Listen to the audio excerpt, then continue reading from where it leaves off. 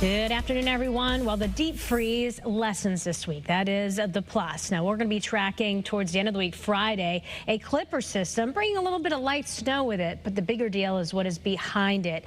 Arctic air and a very gusty wind. So that combination, very dangerous, prompting first alert weather days this weekend. Look at what we're talking about in terms of the potential feel when you combine that Arctic air and the winds. We start you off Friday evening. Not so bad. We can tolerate that. But this is where it becomes very dangerous. 20 to maybe 30 below zero, how it could feel Saturday morning.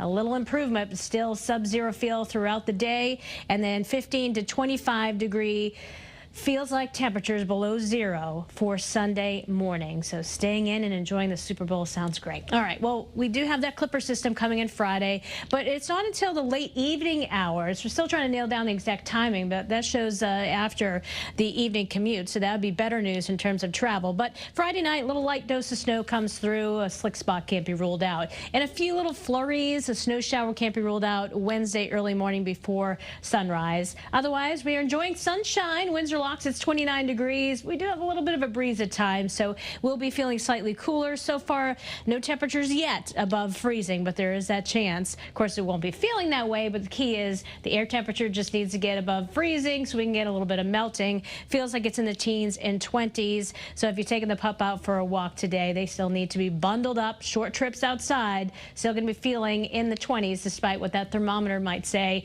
30 degrees for today, 32 inland for tomorrow. And as we take a look, we got single-digit lows, slightly above freezing towards the shoreline. And then the big change, we get smacked in the face with that cold for the weekend. We'll have more on that a little later, Kara.